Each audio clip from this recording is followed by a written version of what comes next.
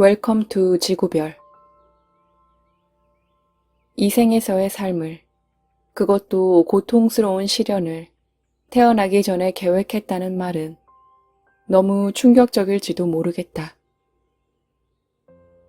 그 기분을 나도 잘 알고 있다. 이런 생각은 세상을, 그리고 우리가 이 세상에 온 목적을 아주 새롭고 다르게 보게 한다. 고통스러운 시련을 겪고 있는 사람일수록 이 생각을 받아들이기는 더욱 어려울 것이다. 나 역시 오랜 시간이 걸렸고 많은 단계가 필요했다. 특히 내 삶에서 가장 고통스러운 순간을 대면해야 할 때는 더욱 그러했다. 하지만 그 순간들마다 나는 상처가 치유되는 것을 느꼈다. 분노와 원한이 사라지고 그 자리를 평화와 기쁨이 대신했다. 전에는 힘겹기만 하던 삶에서 아름다움을 보았다. 독자들에게 전생 계획을 모두 이해시키려고 이 책을 쓰는 것은 아니다. 다만 이 책을 읽는 이에게 도움이 되었으면 하는 마음에서 그저 알려주는 것이라고 해두자. 이런 관점이 있을 수도 있다고 가능성을 열어두라는 당부만 하려 한다. 이렇게 생각한다고 어떤 이득이 될지 그에 대해 꼭 확실한 답을 얻어야만 하는 것은 아니다. 그저 이렇게 묻는 것으로 족하다. 만일 그 말이 맞다면 어떻게 되는 걸까? 내가 정말 태어나기 전에 이 경험을 계획한 것이라면 나는 왜 그랬을까? 이런 질문을 던지는 것만으로도 삶의 실현에 새로운 의미가 생기고 자기 발견의 여정이 시작될 수 있다. 그 여정에는 영성이나 초물리학에 대한 어떤 믿음도 필요하지 않다. 오직 자신의 성장에 대한 관심과 지혜를 얻고자 하는 마음만 있으면 된다. 지구로 들어올 때 우리는 영혼이었던 우리의 기원을 잊는다. 우리는 몸을 갖고 이 세상에 태어나기 전에 이처럼 자발적으로 기억 상실을 택하리라는 것을 이미 알고 있다. 신성한 영혼인 우리는 진정한 자신을 기억해내는 과정을 통해 자기를 더 깊이 알게 될 것이기에 우리의 진짜 정체성을 있는 쪽을 선택한다. 우리는 이처럼 더 깊은 알을 얻기 위해 기쁨과 평화, 사랑의 세계인 비물질 영역을 떠난다. 거기서는 자신의 반대항을 전혀 경험하지 못하기 때문이다. 반대가 없으면 우리는 우리 자신을 온전히 이해할 수 없다. 빛만 있는 세계를 상상해 보라. 어둠을 한 번도 본 적이 없다면 빛을 어떻게 이해하고 온전히 음미할 수 있겠는가? 빛이 무엇인지 더 깊이 이해하게 하는 것, 궁극적으로 기억해내게 하는 것은 바로 빛과 어둠의 대조이다. 물질계에는 이 대조가 존재한다. 물질계의 큰 특징이 다름 아닌 이원성이기 때문이다. 오름과 내림이 있고, 더움과 차가움이 있고, 좋음과 나쁨이 있다. 우리는 이원성에서 생기는 슬픔을 통해 기쁨을 더 잘 이해할 수 있다. 우리가 사는 지구에 혼란이 존재하기에 평화의 의미를 더욱 깊이 느낄 수 있으며 때로 증오를 품기에 사랑을 더 깊이 이해할 수 있다. 이러한 인간적인 면을 경험하지 않고 어떻게 인간의 신성을 알 수 있겠는가? 이렇게 한번 생각해 보자. 당신은 원래 온 우주에서 가장 아름다운 음악이 연주되는 곳에 살았다. 당신은 이 음악으로 지극한 기쁨과 눈부시도록 빛나는 아름다움을 누린다. 당신의 생이 멈추지 않는 한 이 음악이 늘 들려온다. 한 번도 끊긴 적이 없고 다른 음악이 연주된 적도 없다. 어느 날 당신은 이 음악을 늘 들어왔기 때문에 실은 정말로 들어본 적이 없다는 생각을 하게 된다. 즉, 다른 음악을 전혀 알지 못하기에 그 음악 역시 진짜로 알지 못한다는 것이다. 그래서 당신은 그 음악을 진실로 알아야겠다고 마음 먹는다. 그것이 어떻게 가능할까? 첫 번째 방법은 그 태초의 집에서 들리던 음악이 전혀 없는 곳으로 가는 것이다. 거기서는 어쩌면 불쾌하고 거슬리는 소리가 나는 다른 음악이 연주될 수도 있다.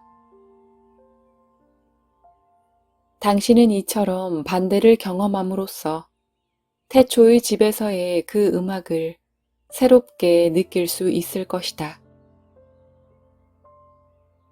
두 번째 방법은 태초의 집에 음악이 없는 곳으로 가서 기억으로 그 음악을 다시 만들어내는 것이다. 그 감동적인 소리를 직접 만들어내는 경험을 가져봄으로써 그 음악의 아름다움을 훨씬 더 깊이 이해할 수 있게 될 것이다. 훨씬 더 어렵지만 그만큼 더 확실한 세 번째 방법도 있다. 당신은 이런 생각을 하게 된다.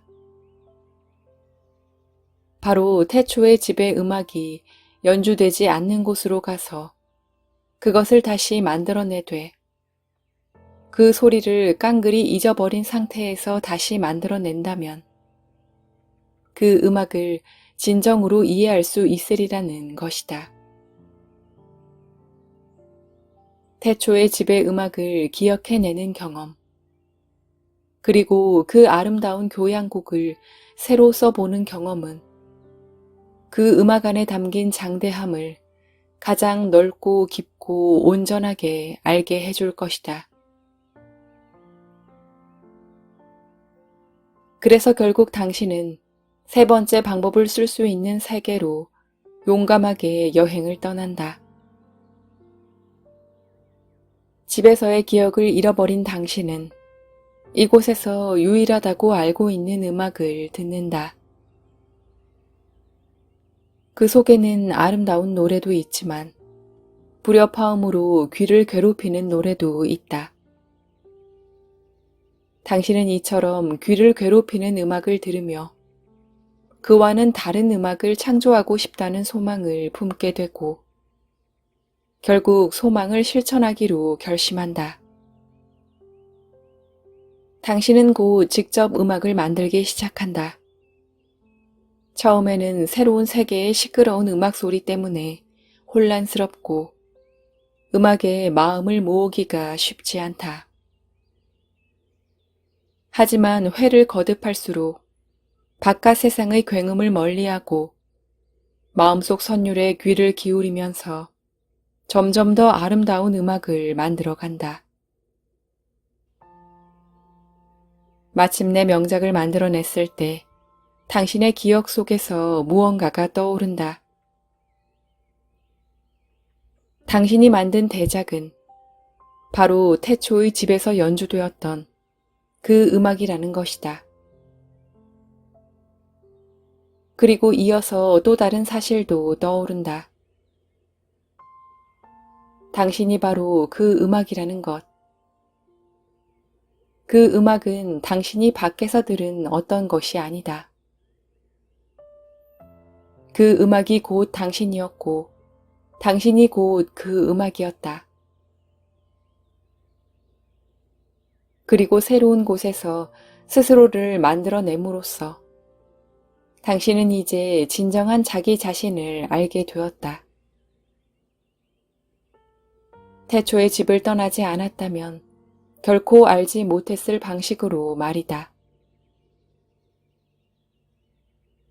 이것이 바로 영혼이 갈망하는 경험이다.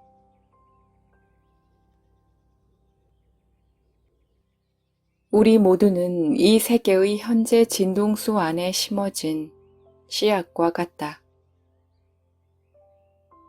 우리가 시련을 통해 성장하며 자신의 진동수를 끌어올릴 때 세상의 진동수 역시 안으로부터 상승한다. 물잔에 떨어진 잉크 한 방울처럼 우리 각자는 세상 전체의 색조를 바꿀 수 있다. 비록 산꼭대기에서 혼자 살고 있는 사람이라 할지라도 기쁨의 느낌을 만들어냄으로써 다른 이들이 기쁨을 느끼는데 도움이 되는 파동을 보낸다. 평화의 감정을 만들어낼 때는 전쟁을 끝내는 데 도움이 되는 에너지를 퍼뜨리는 것이며 누군가와 사랑을 할 때는 그 만나는 사람뿐 아니라 우리가 전혀 알지 못하는 사람들까지도 더 잘 사랑할 수 있도록 돕는 것이다. 영혼은 절대 신성의 불꽃이다. 인격체는 일정량의 영혼 에너지가 육체의 옷을 입은 것이다. 인격체는 육체의 생에서만 지속되는 일시적인 특징들과 죽음 이후 영혼과 다시 합쳐지는 불멸의 핵으로 구성된다. 영혼은 광대하며 비단 하나의 육체에만 국한되지 않는다. 한편 각 인격체는 영혼의 깊은 사랑을 받는다. 중요한 것은 인격체가 자유의지를 갖고 있다는 것이다. 따라서 삶의 시련들은 받아들여질 수도 있고 거부될 수도 있다. 지구는 인격체가 태어나기 이전에 쓴 대본을 그대로 따르기도 하고 벗어나기도 하는 무대와 같다. 우리는 삶의 시련에 분노와 적개심으로 대응할 것인지 아니면 사랑과 연민으로 대응할 것인지 그 대응 방법을 선택한다. 시련을 우리 스스로 계획했다는 것을 알게 되면 무엇을 선택해야 할지가 분명해지며 선택은 훨씬 쉬워진다. 육체라는 옷을 입고 있을 때 영혼은 감정을 통하여 우리와 소통한다. 기쁨과 평화, 신남 같은 감정은 사랑의 영혼인 우리가 우리의 진실된 본성과 일치되게 행동하고 생각하고 있다는 뜻이며 두려움과 의심 같은 감정은 그렇지 못하다는 것을 알려준다. 놀랍도록 섬세하게 에너지를 받아들이고 전달하는 우리의 몸은 지금 내가 나를 표현하고 있는 방식이 진정한 내 자신과 일치하는지 아닌지를 감정을 통해 말해준다. 전생 계획은 진정한 내가 아닌 나를 경험하는 방식으로 세워지는데 이는 그 경험을 통해서 진정으로 내가 누구인지를 기억해내게 되기 때문이다. 다시 말해 태초의 집에 아름다운 교향곡을 만들어내기 전에 이 땅 위에서의 귀를 찢을 듯한 소음을 먼저 경험하는 시기다. 나는 그러한 삶의 청사진을 반대를 통해 배우는 삶의 계획이라고 말한다. 예를 들어 깊은 연민의 마음을 가진 어떤 영혼이 연민 자체인 자기 자신을 더 깊이 알고자 소망할 때 그는 불화가 깊은 가족 사이에서 태어나기로 선택할 수 있다. 그는 연민 없는 환경에서 자라나며 연민의 의미와 가치를 더욱 깊이 절감하게 된다. 무엇인가의 가치와 의미를 가장 잘 가르치는 것은 바로 그것의 부재이기 때문이다. 그는 자신이 살아가는 바깥 세계에서 연민을 찾을 수 없으므로 내면으로 눈을 돌려 자기 안에 있는 연민을 기억해내게 된다. 영혼의 관점에서 볼 때 이러한 배움의 과정에서 생기는 고통은 일시적이고 짧지만 그로 인해 얻는 지혜는 진실로 영원하다. 대부분의 영혼들은 다른 영혼을 도우려고 시련을 계획한다. 이러한 마음은 영원한 영혼인 우리가 가진 진정한 본성이다. 시련의 삶을 살고 있는 것처럼 보이는 많은 이들도 사실은 그렇게 남을 돕고 있는 것이다. 예를 들어 알코올 중독을 계획한 영혼이 있다면 그는 다른 이들이 연민을 표현하고 그리하여 연민 자체인 그들 자신을 더욱 깊이 알 수 있게 하려는 목적을 갖고 있다고 할 수 있다. 사회는 알코올 중독자와 같은 이들에게 가차없는 비판을 퍼붓지만 사실은 그들은 우리가 추구하는 목적을 경험할 수 있도록 마치 선물처럼 기회를 주고 있는 것이다. 이 사실을 더 많은 이들이 알게 된다면 얼마나 좋을까? 영혼인 우리는 윤회를 거듭하며 그 사이에 많은 것을 배우지만 배움은 물질계에서 구체적으로 경험할 때 더욱 깊이 각인된다. 영혼의 세계에서 배우는 것은 교실에서 배우는 것과 같지만 이 지구의 삶에서 배우는 것은 배운 것을 적용하고 시험할 수 있는 실습과 같다. 그리하여 알은 깊어지며 이는 영혼에게 더없이 중요한 경험이 된다. 그 어떤 시련에 맞닥뜨린 삶이든 내가 살펴본 모든 삶의 청사진들은 궁극적으로 사랑에 기초하고 있었다. 모든 영혼은 자유롭고 조건 없이 사랑을 주고 또 받으려는 소망으로 가득 차 있었다.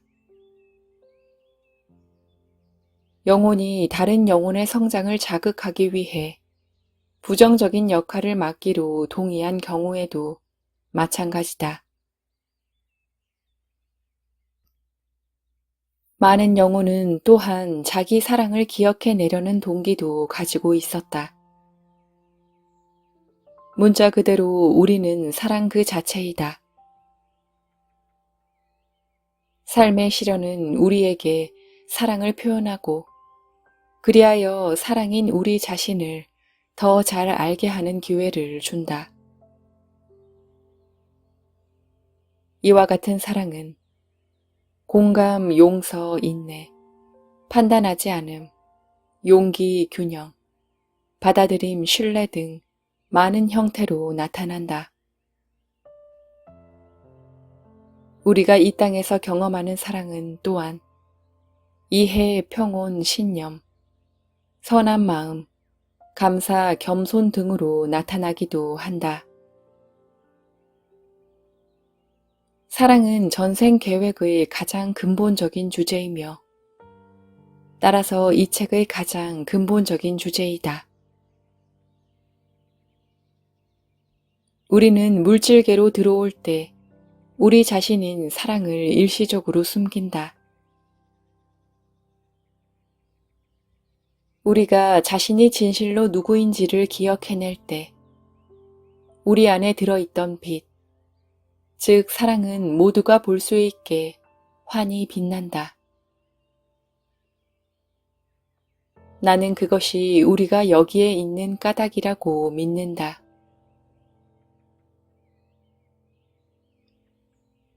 우리가 이 세상에서 보는 이원성은 모든 것이 중립적인 영혼의 세계에서는 존재하지 않는다. 사람은 인생이라는 강물 위를 흘러가는 모든 것을 판단하려고 하지만 영혼은 강둑에 말없이 앉아 공평무사한 연민의 마음과 판단하지 않는 태도로 그저 가만히 바라볼 뿐이다. 깊은 내적 평화는 우리가 이 중립성을 기억해낼 때 온다. 사람에게 판단은 고통에 따른 당연한 결과다. 영혼에게 고통은 판단에 따른 당연한 결과다. 우리가 마음의 눈을 떠 우리 자신이 손상될 수 없는 영원한 영혼이라는 사실을 기억해낼 때 우리는 삶의 시련들을 더 이상 판단하지 않게 될 것이다. 시련이 닥치더라도 그것을 중립적으로 받아들일 수 있을 것이며 그로써 고통은 줄고 기쁨은 늘 것이다. 자신을 인격체에서 영혼으로 인식하게 될 때 우리는 자신을 더욱 정확하게 이해하게 된다. 또 시련이 주는 고통보다는 시련이 주는 지혜와 성장 쪽으로 초점을 옮기게 된다. 그전에는 고통의 무의미함만 보다가 이제는 거기에 목적이 있음을 본다. 전에는 처벌로 보이던 것이 이제는 선물로 보이고 짐으로 보이던 것이 기회로 보인다. 다시는 삶의 희생양이 되는 일이 없을 것이며 오히려 삶이 주는 수많은 축복의 수혜자가 될 것이다. 전생 계획에서 우리는 우리가 무척 사랑할 뿐 아니라 우리를 깊이 사랑해 주기도 하는 영혼들과 함께 일하기를 선택한다. 우리를 가장 힘들게 하는 사람은 영혼의 세계에서 가장 큰 사랑을 나누던 이들인 경우가 많다. 우리를 제일 힘들게 한, 그리하여 우리의 성장을 가장 크게 재촉한 이들에게 고마워하는 것은 우리가 아직 몸을 입고 있을 때도 적용할 수 있는 영혼 차원의 관점이다. 이러한 관점을 받아들이기로 하면 삶에서 탓할 일이 없어진다. 탓하지 않으면 용서하는 것이 가능해지고 용서하면 치유가 뒤따라온다.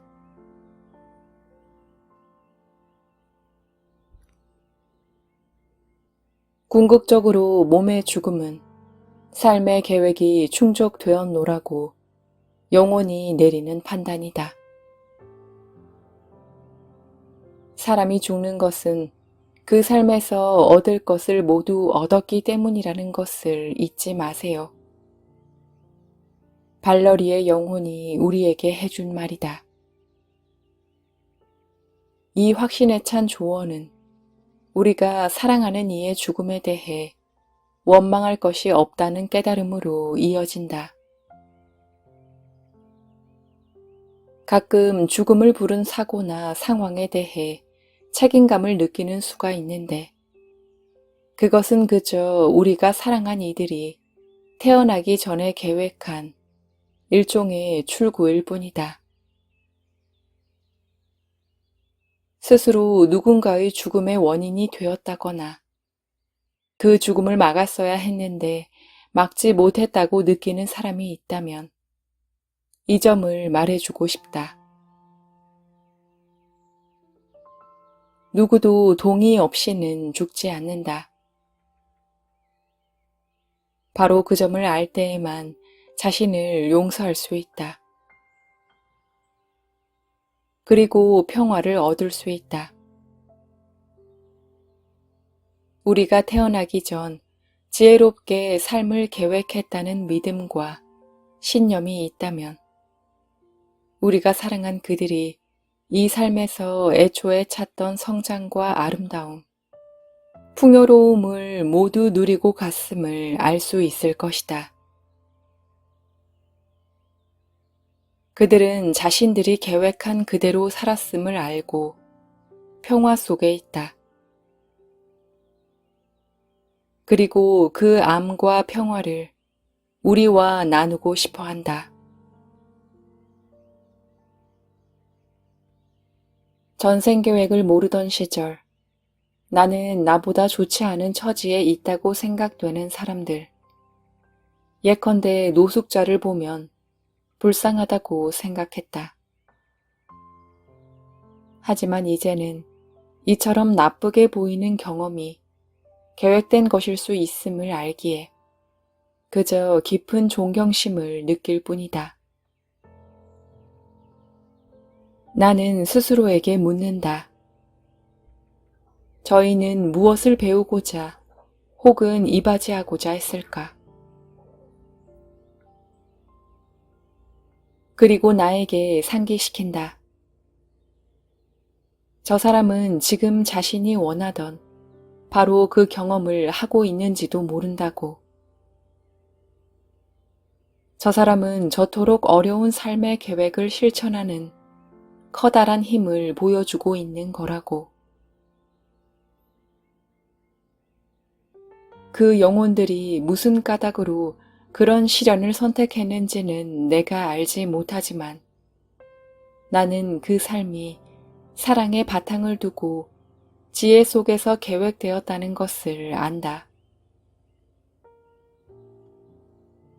어쩌면 그 노숙자는 그 옆을 지나가는 나나 다른 사람들이 자신을 돕거나 따뜻한 말을 건네므로써 연민을 경험하고 또 연민인 자신을 깨닫게 하려고 그와 같은 삶을 계획했는지도 모른다.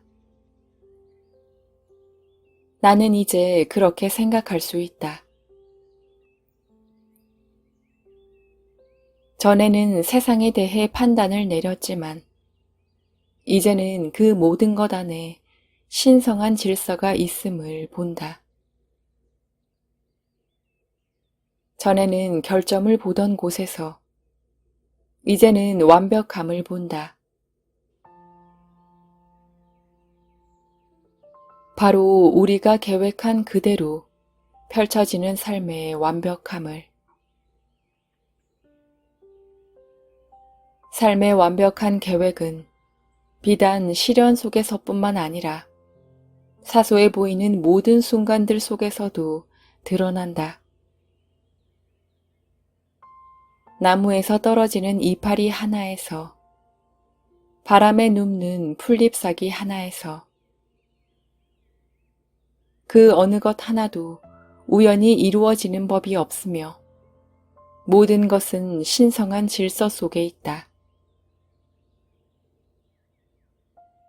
언제나 그렇다.